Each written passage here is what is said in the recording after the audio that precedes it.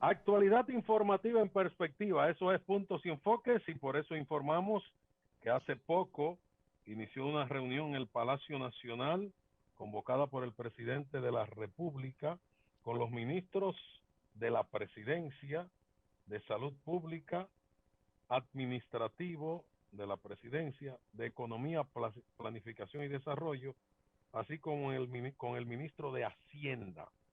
Y están, de acuerdo a la información que suministran desde el Palacio Nacional, evaluando la situación sanitaria y económica del país. Al término de la reunión se anunció que el ministro de Salud Pública informará lo tratado. Adelante, jóvenes. Sí, yo pienso que ya ustedes aclararon de que no puede exceder los 17 días que se otorgaron en la solicitud de prórroga anterior, que debe ser o 17 o menos, que lo más probable es que la oposición, si decide aprobar la prórroga, se vaya por una prórroga recortada, que es lo más probable. Yo pienso que tienen que haber, como señalaba Alejandro, condiciones. Es decir, no puede otorgársele un cheque en blanco al gobierno para que siga manejando la administración de la pandemia de manera política. La primera exigencia es ponerle término a la administración política de la pandemia, primero. Segundo, prohibición de entrega de raciones de alimentos en el toque de queda. Es de noche que están entregando las raciones, hemos visto muchísimos videos en el toque de queda. Incluso muchos militantes y dirigentes del PLD entregando raciones, utilizando los fondos públicos para hacer campaña electoral. Y el tercer elemento es que se presente un plan integral para enfrentar de manera rigurosa la pandemia en los tres niveles. El problema tiene tres niveles. Una es la parte sanitaria, otra es la parte económica y otra es la parte política, porque hay una agenda electoral. La Junta, que es el ente autorizado por la Constitución, lo ha fijado para el 5 de julio. Todavía el gobierno no se ha pronunciado. Solo salió que ayer en un diálogo el episcopado sí planteó eso, el episcopado dominicano, que había que organizar todo un proceso para las elecciones del 5 de julio, en la reunión que tuvo ayer el presidente con la conferencia del episcopado dominicano. De manera que yo plantearía las cosas en esos términos. Sí, vamos a esperar a ver qué va a decir el ministro, porque hay una expectativa en la población con el tema del toque de queda. Ya se están produciendo una serie de situaciones complicadas y ha comenzado a generarse un movimiento social que, si no se maneja bien, uno puede proyectar que si de continuar el toque de queda en estas condiciones, se van a producir muchos hechos de desobediencia civil. Personas que van a comenzar a aperturar negocios, que van a estar en las calles, porque ya hay una presión ciudadana que se siente cuando uno sale a la calle. Se siente un altísimo flujo y movimiento ya. Entonces el gobierno va a tener que maniobrar con este tema, con el toque de queda, por ejemplo, que se va a continuar hasta las 5, se va a extender, será de 6 de la mañana a 7 de la noche, la posibilidad de movilidad. Vamos a esperar qué medidas que anunciarán hoy como complemento a la solicitud del estado de emergencia. Es que, lo que Alejandro ha dicho tiene mucha razón, porque hay una desobediencia civil, una falta a la autoridad, un irrespeto, y además que el incumplimiento viene por parte de la propia autoridad, porque se está haciendo campaña electoral nocturna. Ya Radamés lo ha dicho y las imágenes están ahí, que son indesmentibles, porque son acompañadas de la nocturnidad como elemento cómplice agravante. Los delincuentes siempre utilizan la noche para sus travesuras. No sabemos si se trata de situaciones parecidas, pero son en hora del toque de queda que se están haciendo estos repartos. Es que hay un clima de presiones. Una presión nace de la misma situación sanitaria y las diferentes medidas que se han adoptado, que requerirían una autoridad con mayor rigurosidad y formalidad. Eso no se está dando porque entonces la población ha ido reaccionando y se ha ido robando el espacio un tanto de una manera informal y poniendo en peligro el protocolo sanitario. Pero por otro lado hay una presión del sector económico que quiere la reapertura de la economía. Y hay entonces una situación política que se superpone con una campaña abierta en donde el propio gobierno es parte interesada. Entonces, ahí hay un espacio de confusiones que debilita al país y al plan sanitario para que este sea efectivo. Porque, por ejemplo, la reapertura de la economía, que me imagino ya debe estar en programación para en la próxima semana anunciarla, supone que debe ser atravesada por el protocolo sanitario y en la apertura el comportamiento tanto de los agentes económicos como de los consumidores debe estar sujeto al protocolo sanitario para evitar el alto riesgo que corre la gente en una situación de una pandemia con liberalidad conductual. Pero por otro lado está entonces la campaña. Se está haciendo proselitismo y el propio sector oficial está aprovechando el toque de queda para hacer proselitismo con mayor facilidad y protección. Todo eso, esas confusiones, generan un clima de debilidad institucional, tanto para resolver el problema electoral como para resolver el problema económico y sobre todo para resolver el problema sanitario, que es el que pone en riesgo la vida de la gente.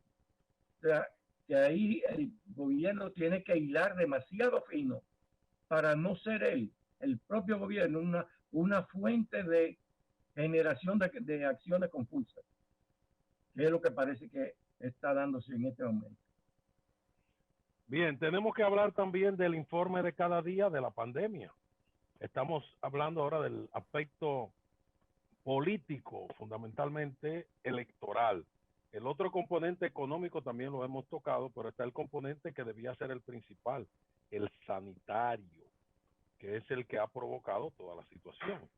O sea, ¿cuál es la política que se está siguiendo? ¿Qué ha dicho el presidente en su carta? Hemos resaltado que habla de que la letalidad, la tasa de letalidad del país es una de las más bajas y que está por debajo en América de las de Estados Unidos y por debajo de la mundial. Ahora, ¿qué dice el informe de cada día si ya hoy, y Alejandro dará los detalles, estamos por encima, pero que Alejandro tiene la duplicidad que yo no me había dado cuenta y soy yo quien tengo que ofrecer los propios detalles por la duplicidad de equipo que tiene Alejandro, que hoy el informe del Ministerio de Salud Pública indica que hay 402 fallecidos ya en República Dominicana. Es decir, que ya superamos los 400.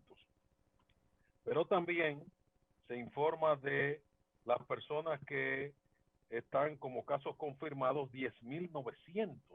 Y en los últimos 2 días ha habido un aumento alrededor de 1.000, de más de 900 casos en los últimos 2 días. Eso también indica que es porque hay mayor número de pruebas que se están realizando. Ahora, se está jugando con eso. ¿Cómo se está manejando eso? Estadísticamente, Radamés, a mí me gustaría que tú analices el comportamiento. Manuel habla que la línea, la estadística es ni siquiera se llega a la meseta. Manuel tiene su criterio de que esto es el sube y baja. Sin embargo, las tasas que presenta el ministro de Salud Pública indica que está disminuyendo la tasa de positividad, es decir, la relación de los casos en totales confirmados con los casos positivos y que también está disminuyendo y se mantiene ahora por debajo de 4, 3.69 si no me equivoco, la tasa de letalidad, que significa el número de muertos con relación a los que han sido confirmados como contagiados. Y mientras más aumenta el número de contagiados, porque se hacen más pruebas, más baja va a ser la tasa de natalidad, porque es un problema de numerador y denominador. Letalidad. Sí, claro. Letalidad. Sí, La claro. letalidad. Pero Radamés, ¿qué análisis tú que manejas los números, las tendencias? Y porque Manuel ha sugerido que eso se está manipulando. Manuel ha dicho que eso... Bueno, es curioso el hecho de que hoy que se sometió la solicitud del estado de emergencia, hubo un aumento y ese dato se ha resaltado mucho en la cantidad de... Sería bueno dar el dato de hoy, Carlos, primero. ¿Tú lo tienes ahí a mano? Bueno, pero lo estamos dando, sí. Pacientes confirmados, 10.900. Ok. Recuperados, 3.221.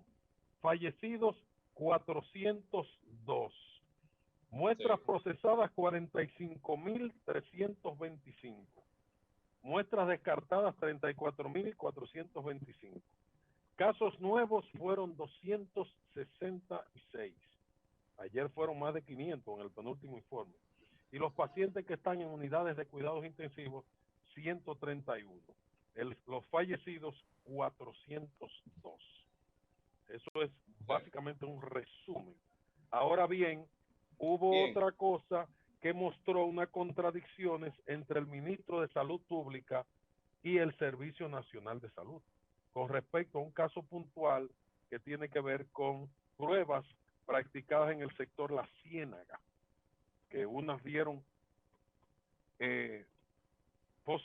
negativa y después positiva, o positiva y después negativa, y el tema que encontraron las pruebas en los residuos o las pruebas tiradas como en un basurero en la calle, y el tema de que el ministro de Salud descalificó a quienes practicaron esas pruebas, que esas pruebas no eran oficiales. En la rueda de prensa del lunes él habló que esas pruebas no habían sido autorizadas. Sin embargo, quienes las realizaron fueron el Servicio Nacional de Salud y miembros de las Fuerzas Armadas. Entonces, Carlos, se evidencian como unas contradicciones. Chanel Rosa Chupani es un buen funcionario. Incluso ha mantenido una actitud más profesional, no una actitud tan política como la que tiene el ministro de Salud. Incluso observa que quien ha autorizado los hospitales que ha facilitado el candidato de oposición, Luis Abinader, ha sido el director del Servicio Nacional de Salud, Carlos. Ese otro tema, y que posiblemente mañana ya le han puesto un equipo de aire acondicionado que requería y que aparentemente va a funcionar según dijo el ministro. La información que yo tengo es que de la Rosa Chupani se ha manejado con mucha profesionalidad y un espíritu de colaboración diferente a lo que ha mantenido el ministro de Salud, que ha sido más político. El ministro de Salud le dijo esa carpa en un momento, la carpa le dijo en un momento. Sí, exactamente. Sí. Sin embargo, el director del Servicio Nacional de Salud ha mantenido una conducta de mucha colaboración y ha sido que ha autorizado con cartas incluso a la candidata vicepresidencial Raquel Peña. Yo pienso la preocupación de Emmanuel Castillo, Carlos. Tú sabes que en un país como este, desde la época de Trujillo, somos muy escépticos, ¿no? Muy desconfiados, el complejo del gancho, ¿no? En un escenario electoral donde se ve una administración muy a la imagen y semejanza del gobierno en un contexto electoral, hay duda de si se quieren manipular los datos, que es la impresión que tiene Emmanuel. Entonces, esa es una preocupación que yo creo que tiene que ver con el contexto y el manejo que ha tenido el gobierno. Mientras el gobierno, por ejemplo, todos los especialistas, los salubristas, los epidemiólogos, los infectólogos señalaban que era el principio que había que tomar medidas drásticas, ¿verdad? Muy fuertes. Pero ya la gente está en la calle. Diríamos, ¿qué porcentaje? Totalmente. Yo diría que el 50% de la población ya está en la calle. Entonces, volver otra vez a la situación anterior es muy difícil. Entonces, es evidente que hay que observar y exigirle al gobierno que mantenga una posición profesional, que este es un problema del país, esto es un problema muy serio, esta emergencia sanitaria, y exige una gran concertación, un gran acuerdo. Incluso, por ejemplo, en el plano económico, aquí habrá que hacer un pacto fiscal, porque aquí hay que hacer un nuevo presupuesto. El presupuesto hay que concertarlo, el presupuesto del año próximo, tanto el complementario, porque hay que hacer un presupuesto complementario, como el presupuesto del año próximo. Radamés, eso de presupuesto complementario, ¿tú crees que en un futuro gobierno con cierta seriedad y honestidad frente a la población se debe mantener ese invento? Porque vamos a hacer la pausa, pero a mí me gustaría que tú nos ilustraras eso ha sido una innovación en la era yo no he del visto PLD. eso en ninguna parte de la Constitución y en ningún registro contable, así ni ningún así economista me ha hablado. Yo quisiera que tú me explicaras eso, porque eso es un engaño. Sí. Eso es una burla a la Constitución que se ha oficializado aquí. Pero vamos a dejarlo ahí, porque corresponde la pausa. Estamos en Puntos y Enfoques, compromiso de periodismo con responsabilidad. No, esa es una innovación.